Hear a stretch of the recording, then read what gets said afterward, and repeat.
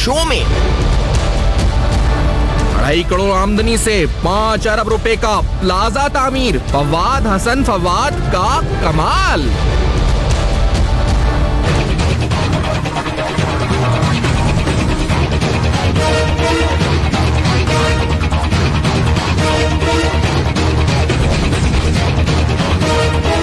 साबिक principal secretary के 16 बेनामी और गैर मुल्की बैंक अकाउंट्स बेनकाब। आशियाना इकबाल ठेकों के एवज 5 करोड़ रुपए रिश्वत, फवाद हसन फवाद पर इल्जाम। अस्सलाम वालेकुम। पस पर्दा हकाइक सनसनीखेज इंकशाफात प्रोग्राम बेनकाब में हूँ आपके साथ सैफान खान। एहतसाब की बात हो रही है और इस मुल्क को एहतसाब का निज़ाम तब्दील करना या कड़ा एहतसाब करना, जो इस वक्त साबका और मौजूदा हुक्मरान है उनका एहतसाब करना, ये सारी बातें हम सुन रहे हैं इस वक्त। एक बड़ा अहम नाम इन तमाम नामों में, एक बड़ी शख्सियत वो फवाद हसन फवाद की है तो एक ब्यूरोक्रेट। 2 इंपॉर्टेंट केसेस में, एक आशियाना इकबाल केस और इसके अलावा एक केस इनके ऊपर आमदन से जायद असासे या फिर आप कह दीजिए कि जो डिस्प्रोपोर्शनेट एसेट्स बियॉन्ड मींस बनाने का इल्जाम है। एक में इनकी जमानत हुई है, दूसरा केस अभी इस वक्त जिसमें इनकी जमानत हुई है उसमें ये इंडिक्ट भी हो चुके हैं, यानी इन पर फर्दे जुर्म आयद हो चुकी है। और दूसरा जो मामला एसेट बियॉन्ड मींस का है, इन केसेस की तफसीलात में जाएंगे, इन केसेस के बारे में आपको बताएंगे, लेकिन आपको पहले एक फेहरिस्त दिखाएंगे उनके बैंक अकाउंट्स की। एक ब्यूरोक्रेट जिसकी मजमुई जो टोटल इनकम है 1987 जब से उसने सर्विस स्टार्ट करी उससे लेकर साल 2018 तक वो 2.5 करोड़ रुपए बनती है, लेकिन उसके 16 बैंक अकाउंट्स हैं और इन 16 बैंक अकाउंट्स में उसके अपने भी बैंक अकाउंट्स हैं, उसकी अहलिया, उसके भाई, उसकी भाभी के बैंक अकाउंट्स भी हैं जो बेनामीदार आप कह सकते हैं, और ये पाकिस्तान के मुख्तलिफ इलाकों में है। इसके अंदर एक जो अकाउंट है स्प्रिंट सर्विसेज रावलपिंडी में, जिसमें तकरीबन 4 अरब रुपए से ज्यादा ट्रांजैक्शंस हैं डेबिट और क्रेडिट, जिसकी टोटल आमदनी 18-20 सालों की 2.5 करोड़ रुपए है। उसके एक अकाउंट की ट्रांजैक्शन 4 अरब रुपए है। इसी उसका फैमिली अकाउंट है कहा जा रहा है ये। और इसी तरह क्योंकि फैमिली का कोई सोर्स ऑफ इनकम नहीं है तो ये सवाल उन्हीं की जात पर उठता है। फिर फॉरेन करेंसी अकाउंट, माशाल्लाह से 2 अकाउंट्स हैं जिनके जो अकाउंट्स की डिटेल्स अगर आप देखें तो एक में 2,46,000 पाउंड की ट्रांजैक्शन है, ये बरतानिया की जो यूके पाउंड का अकाउंट है। एक डॉलर अकाउंट है जो फवाद हसन फवाद और उनकी अहलिया रुबाब हसन के नाम, जिसमें $19,000 की ट्रांजैक्शन है। जो मैं बात 2.5 करोड़ रुपए आमदनी कर रहा हूं, मैं रेफरेंस पहले आपको दिखा चुका हूं, लेकिन आशियाना इकबाल के हवाले से जो केस है जिसमें इंडक्शन हुई है फवाद हसन फवाद की, वहां इन पर एक और इल्जाम यह है कि इन्होंने 55 मिलियन यानी तकरीबन 5.5 करोड़ रुपए रिश्वत भी ली कामरान कियानी से। और कामरान कियानी, जनरल अशफाक कियानी जो साबिक है उनके भाई हैं आर्मी चीफ के, साबिक आर्मी चीफ के। और अगर इल्जाम स्पेसिफिकली इल्जाम की जो डिटेल्स हैं उसमें हम जाएं तो उसके मुताबिक that the accused paid 55 million to accused Fawad Hasan Fawad through the accounts of his brother and sister-in-law as illegal gratification in order to cancel the contract of Ashiana Iqbal project earlier awarded to Chaudhry Latif and Sons and to obtain the same for his company. Thus, it is established that the accused is in conveyance with accused number 2 Fawad Hassan Fawad got cancelled the contract of Ashiana Iqbal and caused loss to the exchequer. Fawad Hasan Fawad से मुताल्लिक ये तफसीलात आप देख रहे हैं इस वक्त, और जो अकाउंट्स की डिटेल आपको दिखाई है इसकी मजीद क्या तफसीलात हैं इन अकाउंट्स में, ये यही अकाउंट्स हैं या ये सिर्फ टिप ऑफ द आइसबर्ग है। जो असल मामलात हैं वो आगे आएंगे नैब के पास। इसमें उनके बेटे जो हैं सलाल हसन, उनका भी एक अकाउंट है जो बैंक अल्फला में दीन मंजिल के ऊपर है, इसमें ट्रांजेक्शन इतनी नहीं है। और उनके दीगर लवायकीन जिसमें फारूक हसन, उनके भाई वकार हसन और इसके अलावा अंजुम हसन जो उनकी भाभी हैं उनका अकाउंट है, उनकी अहलिया के 3 अकाउंट्स हैं रुबाब हसन के और फवाद हसन फवाद के बाकी अकाउंट्स हैं। टोटल 16 अकाउंट्स हैं जिनका हम आपको तस्करा बता रहे हैं। जनाब सीनियर सहाफी राना अजीम साहब प्रोग्राम में मेरे साथ मौजूद हैं। मियां अशफाक साहब माहिर कानून है, नैब के उमूर पर बड़ी गहरी नजर रखते हैं। राना अजीम साहब, डिटेल्स तो सामने आ गई हैं, हैरान कुन है, 16 अकाउंट्स हैं और ये तो शायद आपकी तफसीलात और ज्यादा हो क्योंकि इनमें जो ट्रांजैक्शंस हैं एक में 4 अरब की ट्रांजैक्शन है, दीगर अकाउंट्स हैं और ट्रांजैक्शंस हैं। मजीद डिटेल्स क्या है फवाद हसन फवाद पर नैब जन तक पहुंची है? राना साहब बिस्मिल्लाहिर्रहमानिर्रहीम। एक तो मैंने एक प्रोग्राम में आपसे कहा था कि फवाद हसन फवाद जो है उसकी प्रॉपर्टी कोई चंद नहीं है, कोई थोड़ी प्रॉपर्टी नहीं है, बल्कि उनकी जो प्रॉपर्टी है अगर हम देखें तो वो अरबों रुपए में है। और ये अरबों रुपए की जो प्रॉपर्टी है ये इसके हलाल से नहीं बनती, ये प्रॉपर्टी जो है ये उनकी सैलरी से नहीं बनती, ये प्रॉपर्टी जो है उसके कोई ऐसे कारोबार से नहीं बनती जो बिल्कुल जायज कारोबार हो। ये प्रॉपर्टियां, ये अकाउंट्स, ये बेनामी जायदादें उस वक्त बनती है जब आप बिल्कुल वो गैर कानूनी काम कर रहे हो। और उन्होंने पहले दिन से लेकर देखे, जब वो डीसी लाहौर थे, अगर आप इनकी हिस्ट्री उठा के देखें, जब लाहौर में ये डीसी थे तो उस वक्त ये किस शख्स से पैसे नहीं लेते थे, कौन सा कब्जा माफिया ऐसा था, कौन सा लाहौर का लैंड माफिया ऐसा था, कौन लाहौर का तगड़ा शख्स ऐसा था जिसको इन्होंने नहीं पकड़ा, नहीं बुलाया और बुलाकर अपनी मनपसंद की रकम उससे वसूल नहीं की। अभी आपने कहा कि यहाँ पे क्यानी साहब के भाई से बतौर रिश्वत 5 करोड़ लिया। जो शख्स एक साबिक आर्मी चीफ के भाई से 5 करोड़ रुपया ले सकता है, तो आप समझ सकते हैं कुछ शख्स के कितना ताकतवर हो सकता है, उसके हाथ कहां कहां तक जा सकती है, उसकी कितनी प्रॉपर्टियां होंगी। ये जो आज अकाउंट आपके सामने हैं, जो आपने हासिल किए, आपकी जो स्टोरी में इन्वेस्टिगेटिव स्टोरी होती है और आपकी स्टोरी में सबूत होते हैं, हर चीज मौजूद होती है। ये अकाउंट्स मैं समझता हूँ कि उन अकाउंट्स के मुकाबले में बिल्कुल कम है।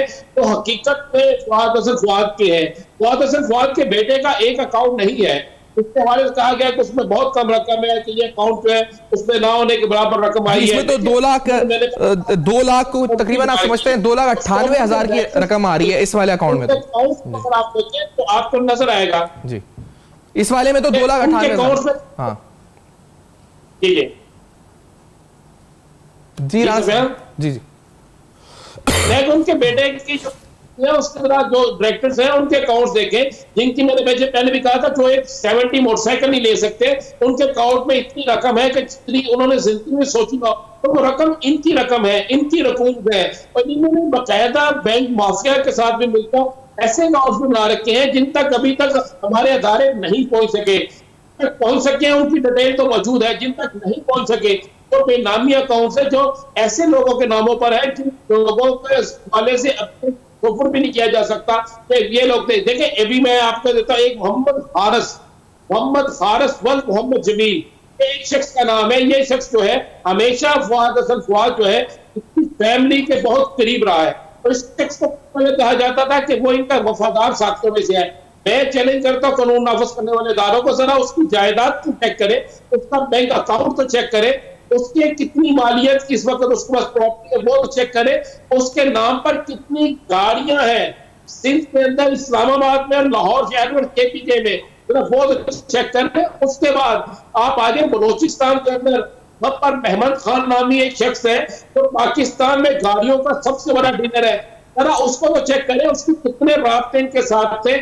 उसको वहां से बलोचिस्तान से पंजाब तक, फिर इस्लामाबाद तक जो गाड़ियां आती थी उसकी क्लीनिस कौन लेकर देता था, उनको वहां तक पहुंचने के लिए किस बारिश होती थी। तो आप इन दो नामों को मैं जो है पकड़ लें, तो उसके बाद कानून नाफिज करने वाले इदारों के पास इतना कुछ आ जाएगा जिसका तस्वर नहीं किया जा सकता। सही है राणा साहब, ये जो मियां साहब आपकी तरफ आते हुए जो केस जिसमें जो इंडिक्शन या फिर आप कहें फर्दे जुर्म आयद हुई है, वहां 2 ऐसे मामलात हैं जिसमें फवाद हसन फवाद साहब का जिक्र है एज एन अक्यूज्ड। एक कि उन्होंने जो ही पास illegal orders direction to officers of PLDC and also executed undue pressure upon them to achieve his designs under the garb of an inquiry report conducted by the committee constituted by accused number 1 Shahbaz Sharif, whereas the committee had declared the bidding process as per PAPRA rules। अच्छा, दूसरी चीज जो है वो जिसका जिक्र मैंने इससे पहले किया है, कामरान कियानी से 55 मिलियन की रिश्वत लेने का, और उसकी नहीं उन्होंने अपने भाई और अपनी भाभी के अकाउंट को इस्तेमाल किया।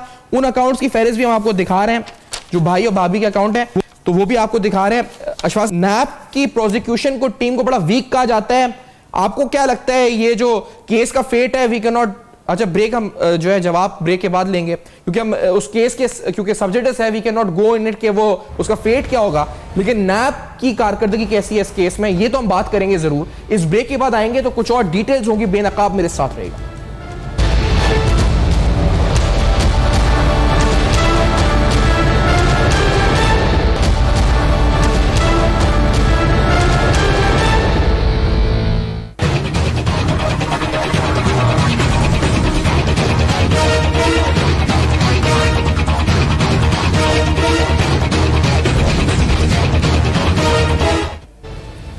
Welcome back. आप देख रहे हैं बेनकाब, और बेनकाब में अहम तरीन हकायक हो रहे हैं बेनकाब। एक ब्यूरोक्रेट जो कि 1987 में अपनी सर्विस का आगाज करता है और साल 2017 तक उसकी टोटल कुल आमदनी जो लेजिटिमेट है, यानी जो उसने एज अ अपने कैरियर में एज अ सर्विस में उसने जो कमाई, वो 2.5 मिलियन 25 मिलियन तकरीबन 2.5 करोड़ रुपए बनती है, 2.5 करोड़ रुपए। लेकिन उसके असासाजात एसेट्स के रेफरेंस में देखें तो एक प्लॉट जिसके ऊपर वो एक इमारत तामीर करता है, उस प्लॉट को वो खरीदता है 68 करोड़ रुपए के अंदर।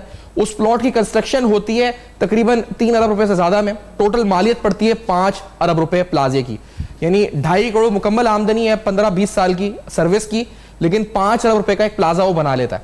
इसी तरह से एक और प्लॉट है और बड़ी तवील फहरिस्त है एसेट्स की, गाड़ियों की, शोरूम्स की, बैंक अकाउंट्स की फहरिस्त आपको दिखा रहे हैं। 16 बैंक अकाउंट्स हैं जनाब फवाद हसन फवाद के, जिसमें उनके और उनके बेनामीदार जो हैं, जैसे उनकी भाभी, उनके भाई, उनके 2 भाई, उनके बेटे, उनकी अहलिया के 3 अकाउंट्स हैं। फिर उनके फॉरेन करेंसी अकाउंट्स हैं जिसमें उन्होंने गैर मुल्की करेंसी रखी हुई है, पाउंड्स रखे हुए हैं, एक में 2,46,000 पाउंड्स और एक में डॉलर्स रखे हुए हैं 20,000 डॉलर्स। तो ये मियां शफा साहब सारा चमत्कार क्या है, इसको कारनामा क्या है? इससे पहले कि नैप की कारकर्दगी आप बात करें, लेकिन हाउ इज इट पॉसिबल, कैसे हो रहा है ये और कैसे होता है ये, कैसे होता है ये? मतलब आपको समझ में आता है शफा साहब, इतने केसेस करते हैं, हाउ इज इट पॉसिबल? देखें, it is not possible at least as long as you are earning something through legitimate sources. और मैं ये भी थोड़ा सा हाईलाइट करता चलूँ कि नैब ऑर्डिनेंस 99 में जो नैब के पास सबसे इजी जो क्लॉज अवेलेबल है to prosecute the people, at least the public officer, वो ये एसेट बियॉन्ड मींस की प्रोविजन अवेलेबल है, जिसमें all you have to do as the investigation officer और investigative agency is to track the sources that are beyond your legitimate sources. आपने assets जो है वो सारे ट्रैक करने हैं जो कि beyond your known sources of income है।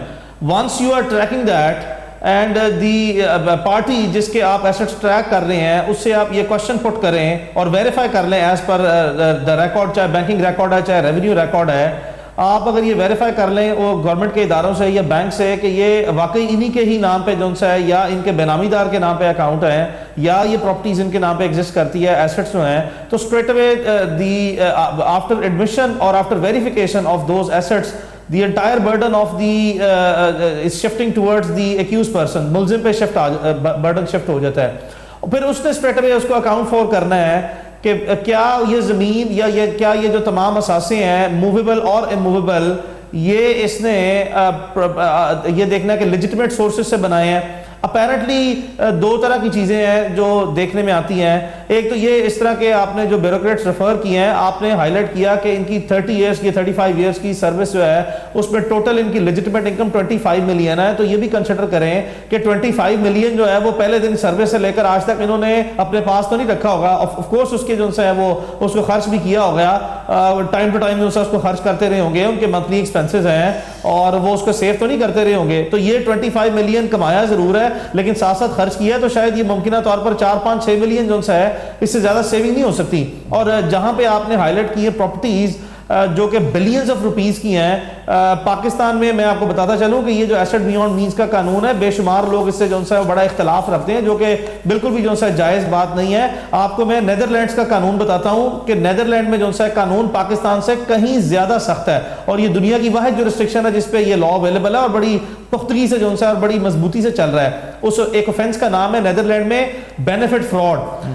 और बेनिफिट फ्रॉड जो है वो कहते हैं कि अगर किसी शख्स के घर में कोई सर्कमस्टेंशियल चेंजेस आ रही हैं, मिसाल के तौर पे अगर कोई शख्स एक 3 मरले के घर में रहता है तो एकदम उसका घर 10 मरले का हो जाता है, या उसके पास एक गाड़ी है, आम हालात में तो गाड़ियां बड़ी बड़ी आ जाती हैं, एक छोटी गाड़ी है और फिर 3-4 बड़ी बड़ी गाड़ियां आ जाती हैं।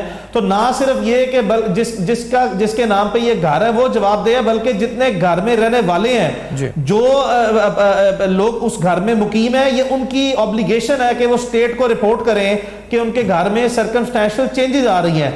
और अगर कल को ये पता लगा कि स्टेट ने इन्वेस्टिगेशन की और पता लगा कि ये जो घर में सर्कमस्टेंशियल चेंजेस आ रही थी in terms of multiplicity of the property movable as well as immovable, अगर उन्होंने ऑब्लिगेशन परफॉर्म नहीं किया और पता लगा ये क्राइम प्रोसीड्स की थी या इलिजिटिमेट सोर्सेज से थी, तो जितने घर के बाशिंदे उस घर के अंदर रहते हैं वो भी इंप्लीकेट होंगे।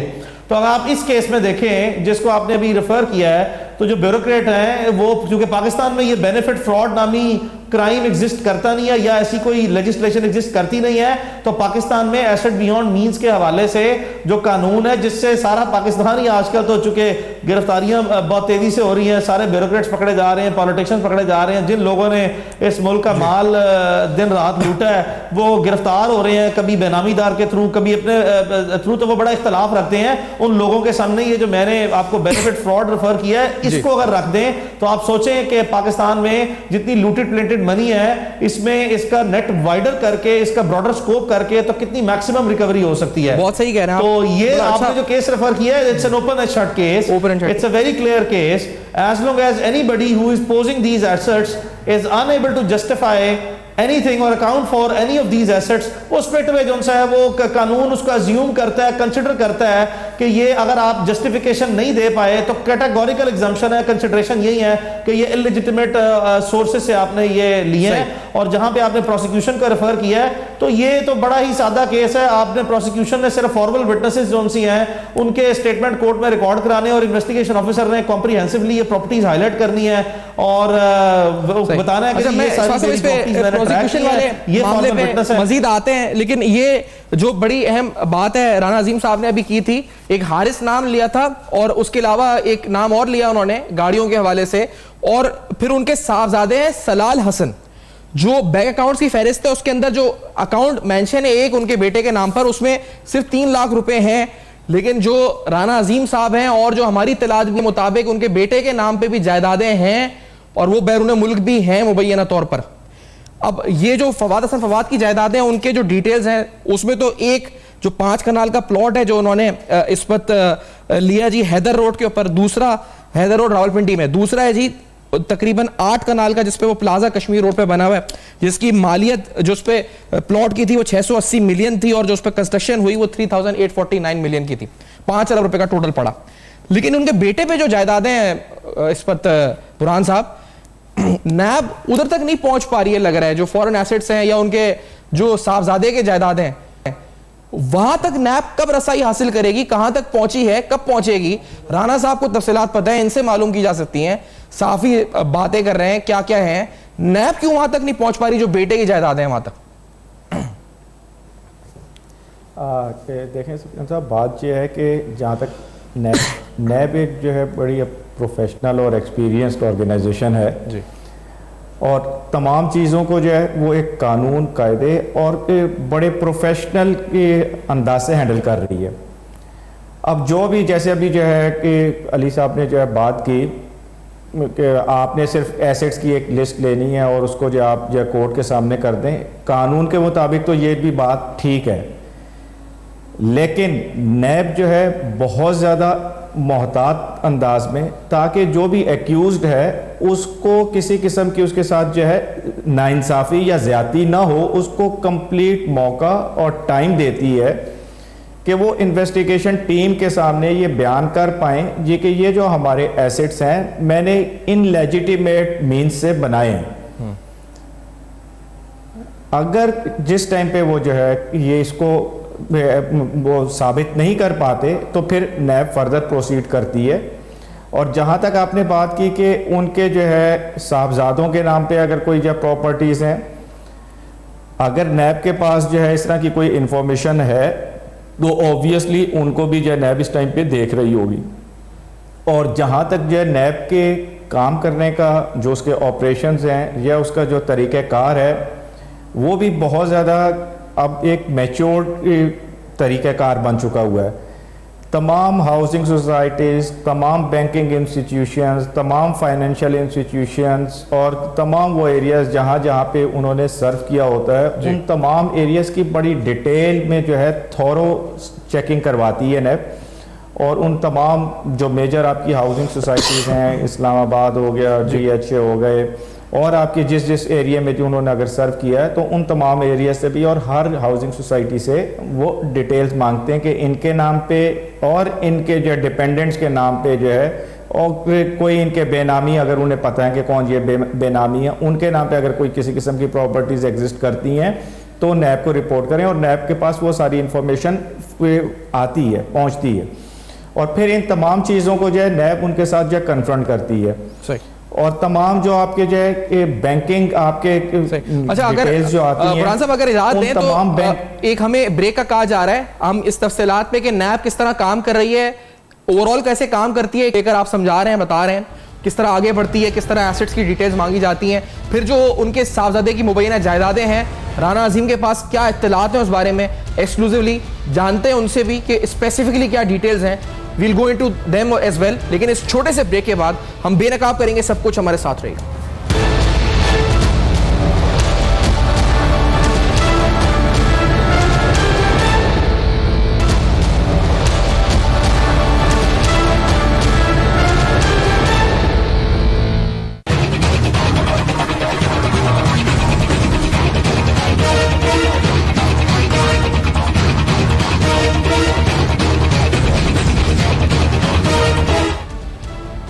Welcome back. आप देख रहे हैं बेनकाब, और बेनकाब में अहम तरीन सवालात उठा रहे हैं। आपको प्लाजे, आपको फवाद हसन फवाद के बैंक अकाउंट्स की डिटेल्स, कुल आमदनी 1987 से लेकर 2018 तक की सारी फहरिस्तें, सारे डॉक्यूमेंट्स आपको हम दिखा रहे हैं जो डिटेल्स के साथ आपको बताते हैं कि एक आदमी किस तरह 2.5 करोड़ आमदनी के साथ, जिसमें उसके अखराजात भी हैं, उसके बावजूद अरबों रुपए के प्लाजे बना सकता है, अरबों रुपए की प्रॉपर्टीज, उसके अलावा बैंक अकाउंट रख सकता है, फॉरेन करेंसी अकाउंट, इसके अंदर लाखों पाउंड की ट्रांजेक्शंस हैं, डॉलर्स की ट्रांजेक्शंस अलग हैं एक अकाउंट के अंदर। ये सारी फहरिस्तें आप देख रहे हैं। लेकिन राना साहब, जो मैं अभी बुरहान साहब के पास से पहले दोबारा जाऊं, आपने कुछ उनके साहबजादे के बारे में बताया, हमने भी बड़ा सुना है उनकी मुबैना तौर पे जो है। आपके पास तफसीलात क्या है? नैब वहां क्यों नहीं जा रही उस तरफ जो आप कह रहे हैं, क्या वजह है और क्या तफसीलात हैं, क्या मामलात हैं, वो क्या कर रहे हैं आखिरकार, क्या उनके पास सोर्स ऑफ इनकम है? तो नैब नहीं दे सकते हैं। जहां तक नैब ने पहले इन्वेस्टिगेशन करके बहुत कुछ सामने लाए, मुझे उम्मीद है कि नैब जो है वहां तक पहुंचेगी और उसके बेटे की असाजात जो है मुबैना जो उसके अकाउंट जाली अकाउंट था, बेनामी अकाउंट था, उन्होंने जो एक कंपनी बना रखी है और उस कंपनी के जो डायरेक्टर्स हैं उनके नाम कितने अकाउंट है, कितनी रकम उन्होंने उस पर जमा कर रखी है, कितनी गाड़ियां हैं उन लोगों के नामों पर, और उन लोगों की असल में हैसियत क्या है, क्या वो इस काबिल है, क्या उनके पास इतनी इन्वेस्टमेंट थी कि वो इतनी बड़ी जायदाद, इतने ज्यादा अकाउंट से मालिक बने थे। वो सब इनके मुलाजमीन है और वो सारे मुलाजमीन वो है जिनमें से किसी तरह 20 से 25 या 30 हजार से जायद नहीं है, उनको सिर्फ एक डमी के तौर पर रखा गया है। नैब जब उनके पास पहुंचेगी, जब कोर्टों का रिकॉर्ड हासिल करेगी तो इल्म हो जाएगा कि किस तरीके से कितने डायरेक्टर्स हैं, उनके कितने अकाउंट में कितनी रकम है। मैं आपको उनके बेटे की कराची के अंदर, इस्लामाबाद के अंदर, लाहौर के अंदर इन 3 शहरों में प्रॉपर्टीज है वो दिखा सकता हूँ।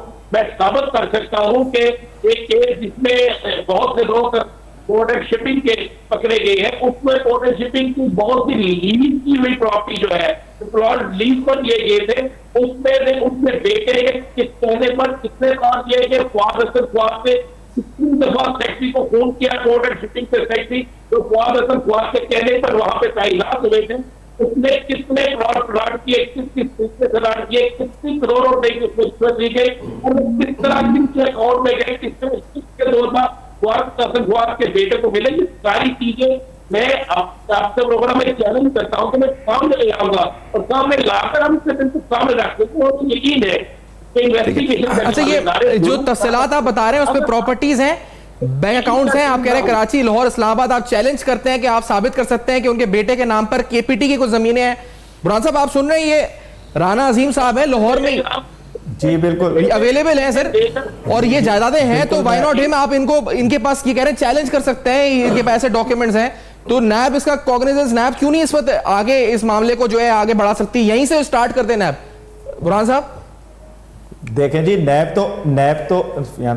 तो बड़ी खुशी से इन तमाम चीज़ों को लेगी। अगर इनके पास कोई एविडेंस, अगर एविडेंस नहीं भी है, अगर इनके पास ये इंफॉर्मेशन है तो ये इंफॉर्मेशन अपनी जो शेयर करें नैब के साथ।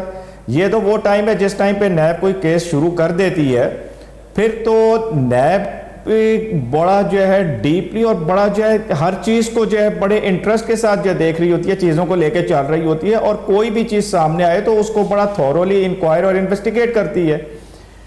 अगर राना साहब के पास जो है ये इंफॉर्मेशन है, ये खुद उसको जो है नैब में पहुंचा सकते हैं। या जो है ये हमारे पास ले आए, हम जाके जो ये अपने एज ए पिटिशन जो उनके सामने जो फाइल कर देते हैं। साहब आप सुन रहे हैं, आप इंफॉर्मेशन है तो ऑब्वियसली जो है राणा साहब ये साहबजादे की तफसीलात जो है ये नैब को देना आप, अगर आपके पास सारी हैं और आप चैलेंज करो तैयार है, शो में भी आए हमारे लेके और फिर नैब में भी जाएं, आपके तो हमसे ज्यादा ताल्लुकात है नैब में। जी राणा साहब, राणा साहब की कौमी जिम्मेदारी है एक अच्छा शहरी होने के नाते कि इसकी अपना बयान रिकॉर्ड कराएं। जी राणा साहब, मेरा ख्याल है ये जिम्मेदारी खाली मेरी नहीं है, मेरी तो जिम्मेदारी है। मैं हम द्वारा कोई ना कोई चीज देते रहते हैं और अपना फर्ज अदा करते हैं और करते रहेंगे। ये हमारा एक फर्ज है, बतौर चीज बेनकाब करना मेरा फर्ज है, उसको आपके सामने लाना मेरा फर्ज है, के साथ उस चीज को करना मेरा फर्ज है। आज उसके खिलाफ क्या कार्रवाई करनी है, वहां से मजीद आगे कानूनी कार्रवाई किस तरह होनी है वो अदारों में करनी है। हम अदारों की हर किस्म की मदद करेंगे, इसलिए ये पाकिस्तान से करप्शन से खांसने की बात है और अपने पाकिस्तान को मजबूत करने की बात है। सबसे कोई भी होगा सही है, ये मिशन तो सही है राणा साहब, लेकिन ये जो आपने हवाला दिया राणा साहब बात ये है। जी इब्राहिम साहब फरमाले पे, इब्राहिम साहब फरमाए क्या कह रहे हैं जी सुफियान बात ये है, देखें जी मैं ये कह रहा हूँ, देखें जी कि अब ये जो ये लूट परेड वाला काम है ना, ये अब खत्म होना है। माहौल चेंज हो चुका हुआ है, एनवायरमेंट्स फेवरेबल है, कौम हमारी ये चाहती है कि जिस किसी ने इस मुल्क को लूटा है उसको जो है कि सजा भी हो और उससे वो तमाम लूटी हुई जो जायदादें, पैसा, दौलत जो है वो वापस भी ली जाए और पब्लिक के ऊपर पैसा जो पब्लिक का बनता है पब्लिक के ऊपर वो पैसा लगे जाए। तो ये अब हम सब की रिस्पॉन्सिबिलिटी है। जिस किसी के पास भी कोई अगर इंफॉर्मेशन आती है तो वो अदारों के पास लेकर जाएं उस इंफॉर्मेशन को, ताकि एटलीस्ट जो उसका लॉजिकल कंक्लूजन हो सके जाए। अगर जो है वो लूटेड मनी है, लूटेड एसेट्स है, तो वो जो है वापस स्टेट के पास रहने चाहिए और अगर जो है उनके लेजिटिमेट हैं तो उनके पास रहने चाहिए। ठीक है। अच्छा एक बात राणा साहब जो बता रहे हैं, इशारा कर रहे हैं अशफाक साहब, वो बेनामी जायदादों, बेनामी अकाउंट का जिक्र है, स्टैब्लिश कैसे होगा? अगर बेटे के नाम है, नहीं है, किसी और के नाम है, प्रॉपर्टी है, वो कह रहे हैं नौकरों के नाम जिनके 25-25 हजार रुपए तनख्वाह है उनके नाम पे अकाउंट्स हैं, कैसे होता है ये व्हाइट कॉलर क्राइम? ये लिंक कैसे स्टैब्लिश होता है? ये जी सर। जी सुफियान साहब, ये सिर्फ लिस्ट दे दें, उन प्रॉपर्टीज का बता दें, बाकी नैब खुद देख लेगी कि ये बेनामी है या नहीं है। अशफाक साहब आपका ओपिनियन इस पर? देखिए मैं आपको थोड़ा सा ना लीगल इसके एस्पेक्ट बताता हूं। सुप्रीम कोर्ट में 2017 में बेनामी की इस तरह की ट्रांजैक्शंस पे गनी और रहमान एक केस था, उसकी जजमेंट बड़ी कॉम्प्रिहेंसिव है। सो नॉर्मली ये है कि अगर आप जो सर्कमस्टांसेस आपने इस केस के हाईलाइट किए हैं कि जहाँ पे कुछ ऐसे मुलाजमीन राणा साहब की इंफॉर्मेशन के मुताबिक या फैमिली जो बेनामीदार हैं, नैब को चाहिए कि उनको नोटिस इशू करे और उनसे भी जो उनसे ये सिंपल